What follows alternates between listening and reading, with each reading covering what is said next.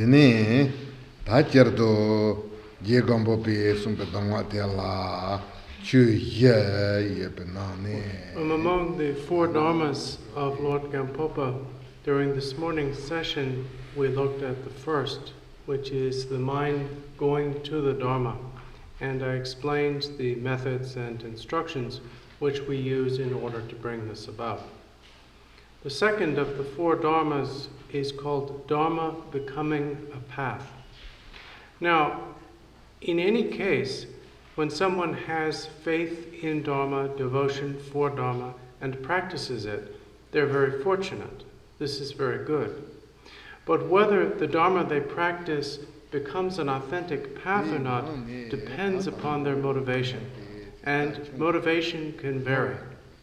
For example, there are two types of motivation we could have for our practice of Dharma that are regarded as inappropriate.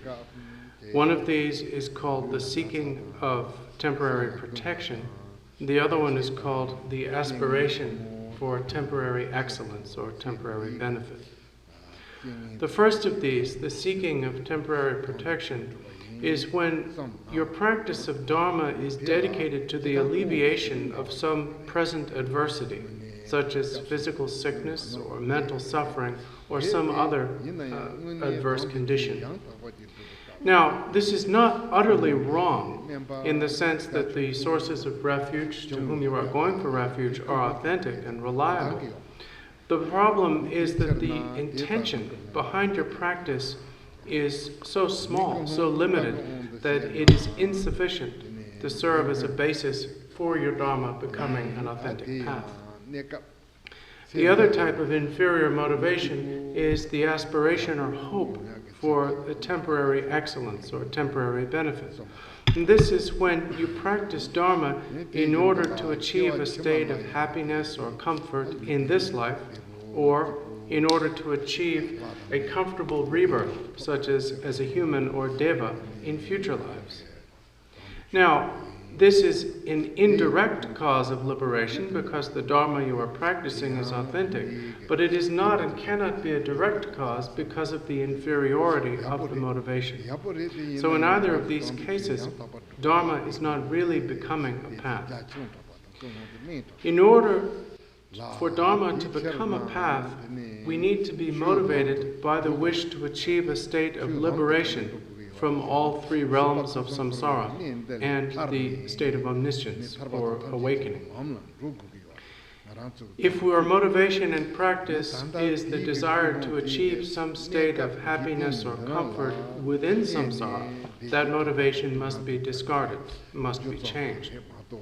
So we need to develop that renunciation for samsara, which culminates in the thought, I am practicing so that I may achieve liberation and omniscience. Now, this motivation as well can have two varieties. And while both are authentic, they differ greatly in scope. These different motivations characterize what are called the lesser and greater vehicles. In the practice of the lesser vehicle, one's practice is devoted to one's own achievement of liberation from samsara, including all the sufferings of the lower states and so forth. One practices Dharma for that reason alone. In that one is motivated by stable renunciation for samsara, one's motivation is good. But nevertheless, in comparison to the motivation of the greater vehicle, your motivation is still inferior and still is not going to be a cause of the greatest benefit. It, therefore, too, must be changed. What then is the superior or supreme motivation that we need? It is the motivation that is born from the understanding that not only are you suffering in samsara, and therefore not only do you want to free yourself from the sufferings of samsara, but that all other sentient beings are suffering in samsara just as you are, and therefore the wish to establish them in that same freedom from samsara. The reason for this motivation is that all sentient beings without exception want to be happy, want not to suffer. There is no sentient being anywhere that actually wishes to suffer, wishes to avoid happiness. However, some sentient beings are unable to accomplish causes of happiness or to recognize them as such. Some sentient beings are unable to abandon causes of suffering or to recognize them as such. In our aspiration to remove the suffering of sentient beings, we have to accept that we cannot immediately remove all of their sufferings directly, as these sufferings come from causes, karma, kleshas, and so forth. But if we have the long-term intention to liberate all beings without exception, through the power of that intention and the ensuing aspiration, we will eventually have the opportunity to benefit these beings. Now, this intention, this motivation, is what is called bodhichitta, and is the supreme motivation which is characteristic of the Mahayana. In order that it be correctly ascertained, it's necessary to understand that bodhichitta has two aspects. One aspect is compassion, focused on sentient beings, and the other aspect is discernment, focused on perfect awakening. Compassion focused on sentient beings means that your intention, your motivation, is the wish to protect and benefit and remove the sufferings of all beings without exception. Discernment, focused on perfect awakening, means that this altruistic benevolence, this wish to protect all beings, is not limited to some temporary benefit, such as the wish to feed all beings or clothe all beings and so on. All of these things, of course, help, but they are not the ultimate benefit for beings. On the other hand, if you establish beings in Dharma, they will gradually achieve liberation and eventually perfect awakening, which is the ultimate benefit. So therefore, the benefit you aspire to bring sentient beings is the ultimate benefit of perfect awakening. This motivation, endowed with compassion and discernment in this way, is that bodhicitta which causes the Dharma you practice to become an excellent and fully authentic path.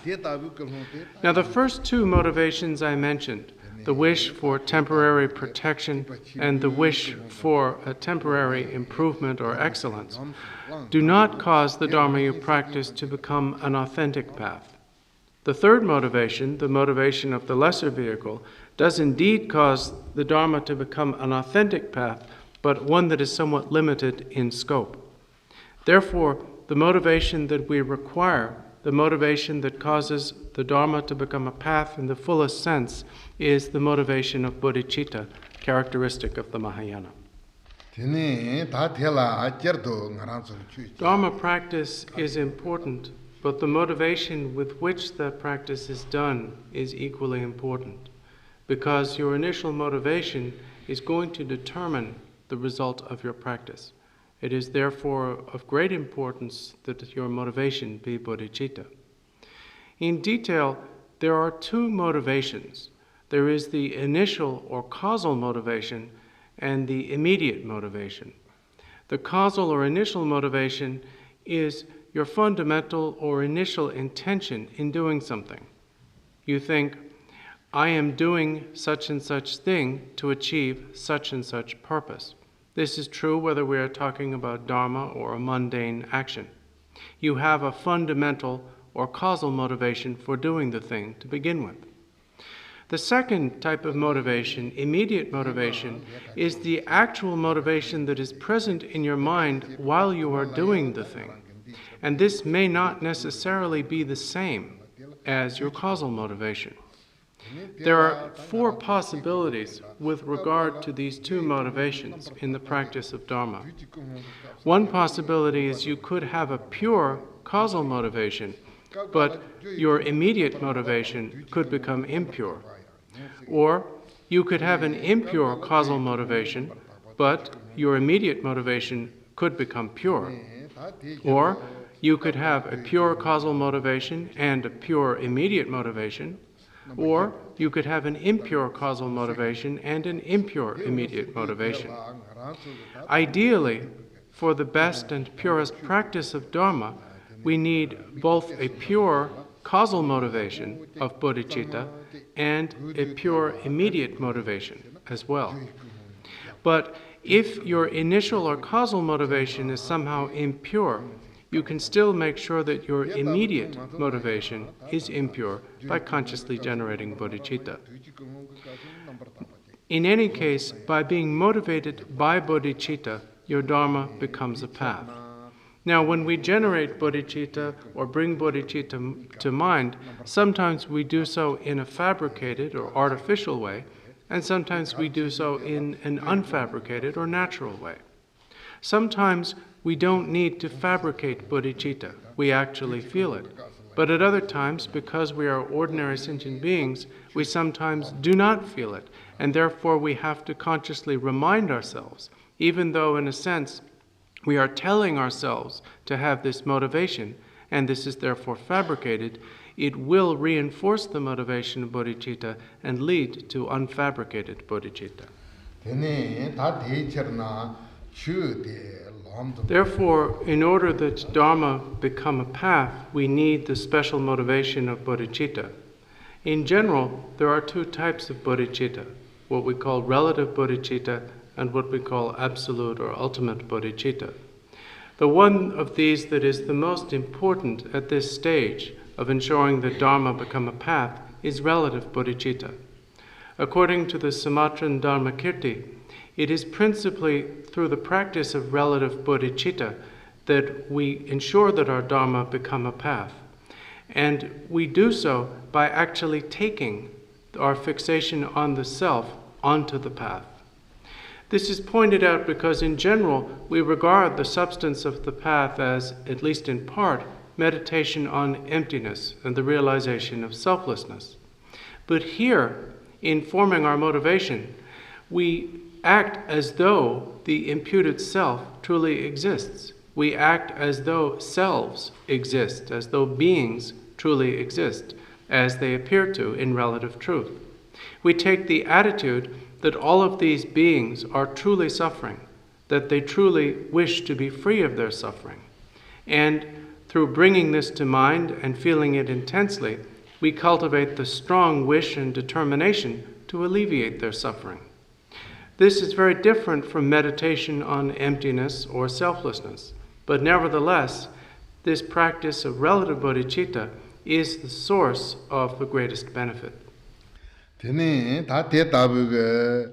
order that an authentic motivation of bodhicitta arise in us, we need to familiarize ourselves with it or to become accustomed to it.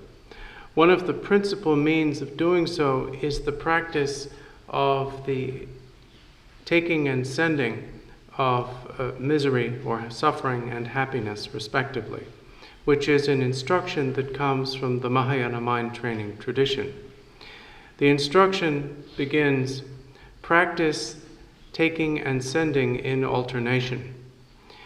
One does so by thinking that one takes into oneself and away from all others all of the suffering and causes of suffering that afflict all other sentient beings, and that one gives to all of those beings all of one's happiness and all causes of happiness that abide within one. The reason for doing this meditation is that the principal impediment to our generation of bodhicitta is self-cherishing, the beginningless habit of thinking, I must at all costs be happy. Now, there are other means of abandoning self-cherishing. These include meditation on selflessness and so forth. But here, the means employed is overpowering or reversing that self-cherishing by replacing it with the cherishing of others and cultivating an attitude of cherishing others so that that becomes far more powerful and far more intense than one's cherishing of oneself. So we cultivate this in meditation by practicing taking and sending.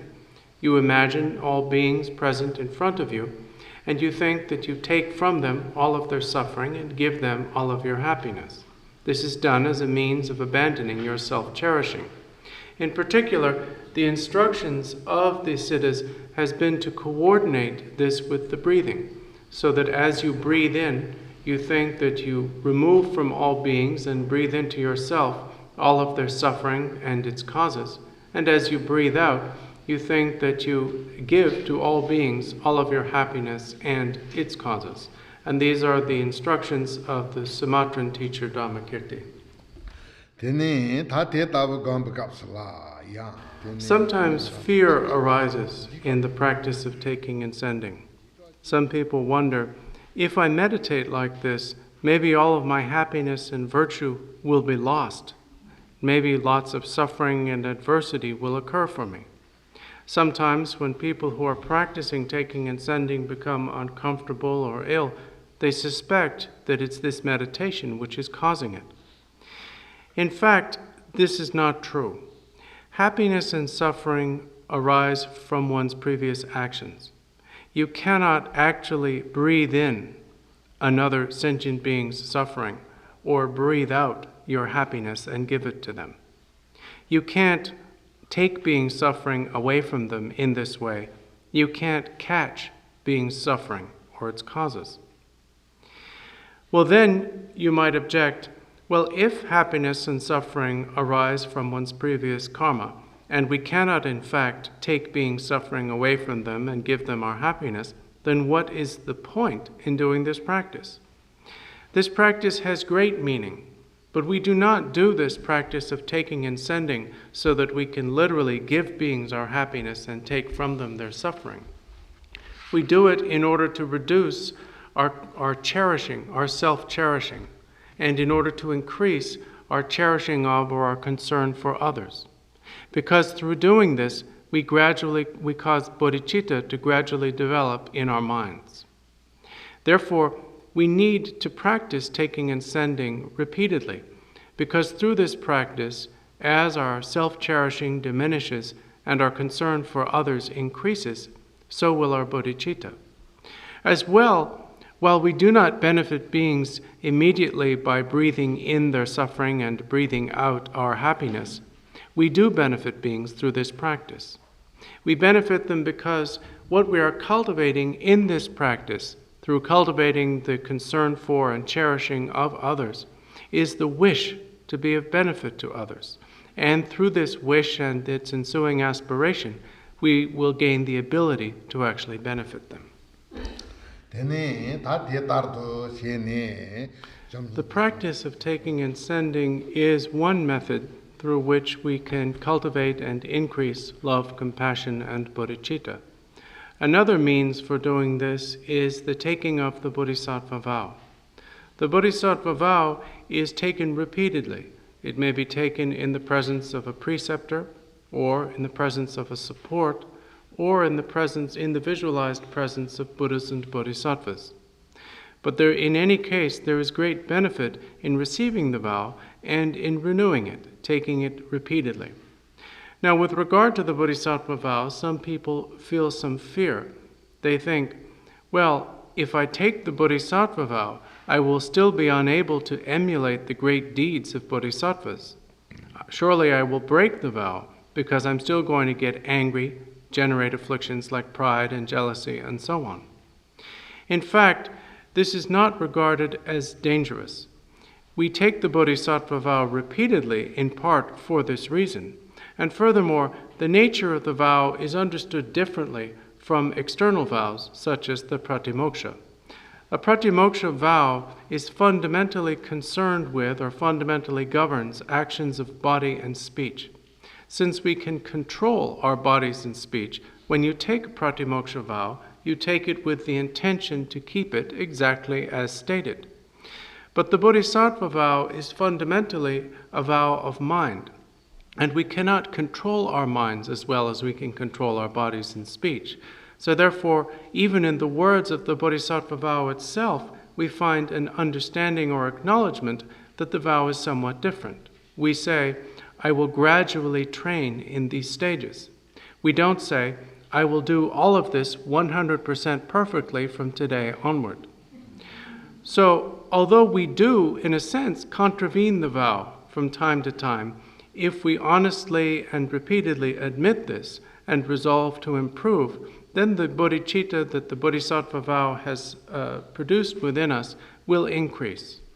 In that way, the Bodhisattva vow is the second method by means of which bodhicitta is cultivated and Dharma is caused to become a path. In the context of the jewel ornament of liberation, the principal means taught for Dharma becoming a path is this vow itself. In that way, these two methods, the practice of the instructions of Mahayana mind training and the taking of the Bodhisattva vow, are means of generating bodhicitta. Whether we actually generate bodhicitta or we are attempting to bring about its generation, in either case, these are the means by which Dharma becomes a path. Principally, Lord Gampopa taught the motivation of bodhicitta itself as how Dharma becomes a path. In addition to that, his followers have taught the practice of the uncommon preliminaries as important in this context, such as the repetition of the vow of refuge and accompanied by prostrations, the repetition of the 100-syllable mantra in order to purify wrongdoing and obscurations, the gathering of the accumulation of merit and wisdom through the offering of a mandala, and the receiving of the Guru's blessing through the practice of Guru Yoga. According to Gyamtso Rinpoche, it's necessary that anything we want to develop in our minds be reflected upon repeatedly, all the time. So therefore, it's important to recollect bodhicitta not only during meditation sessions, but also between sessions, to recollect bodhicitta itself repeatedly, and also to recollect its qualities. This is excellent. In particular, Gyamtso Rinpoche wrote, the practice of the taking and sending of suffering and happiness at the time of one's death, coordinated with one's breathing, is probably the most profound instruction for dying that exists.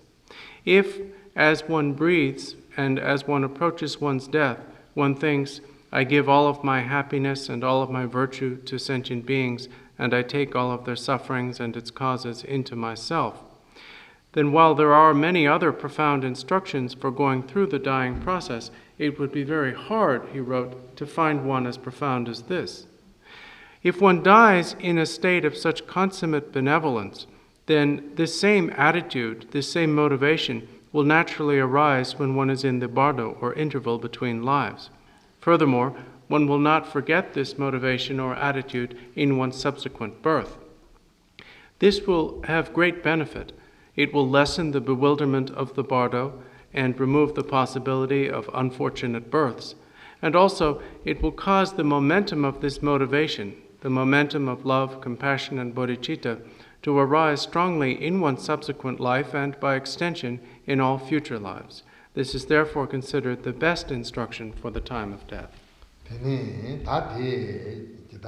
So in that way, the second Dharma of the four is Dharma becoming a path, phrased as Lord Gampopa's aspiration. Grant your blessing that for myself and all sentient beings, Dharma become a path. I thank all of you for listening enthusiastically, and we're going to stop for this afternoon here. Amen.